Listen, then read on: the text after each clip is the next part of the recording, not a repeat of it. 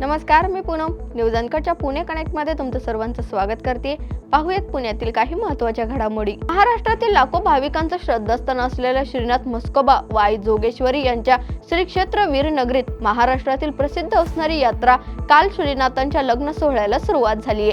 काल पहाटेपासून 5 वाजल्यापासून पूजा होऊन मुख्य गाभारा बंद करण्यात आला। नंतर 6 वाजता मुख्य गाभारा दर्शनासाठी खुला करण्यात आलाय।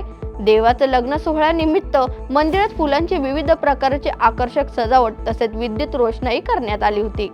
शिवाजीनगर बस स्थानकाची पुनर्बांधणी पुणे शहराच्या वाहतुकीच्या दृष्टीने अत्यंत महत्त्वाची असून ती वेळेत आणि दर्जेदार पद्धतीने पूर्ण करणं आवश्यक आहे।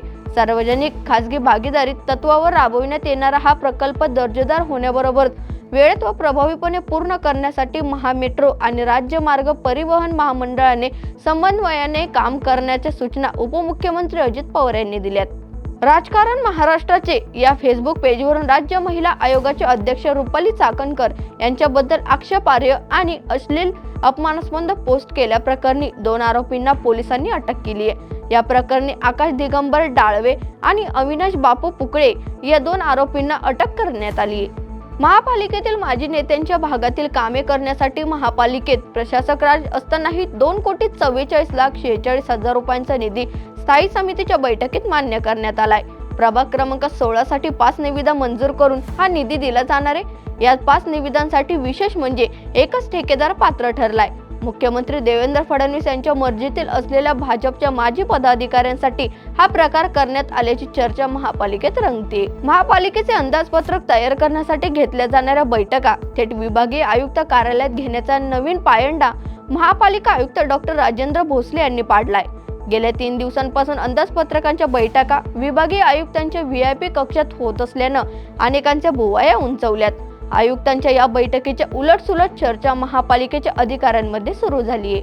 पिंपरी चिंचवड महापालिकेने 50,000 थकबाकीदारांच्या औद्योगिक निवासी, बिगर निवासी, मिश्र, मोकळ्या जमिनी अशा 438 मालमत्तांच्या लिलावाची प्रक्रिया सुरू केली आहे। या मालमत्ता धारकांकडे 17,38,94,000 रुपयांची थकबाकी आहे। मुंबई पुणे द्रुतगती महामार्गावरील अत्यंत महत्त्वाची मिसिंग लिंक प्रकल्पावरून काम जलद गतीने सुरू आहे।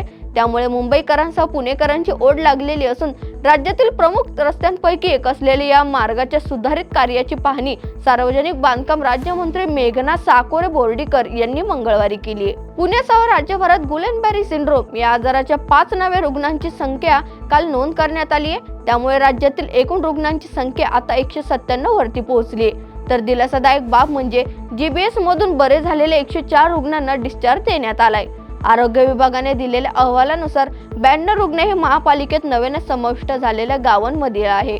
कालपासून 12वीच्या परीक्षा सुरू झाल्यात, मात्र परीक्षेचे काही मुलं ताण घेताना दिसतायत।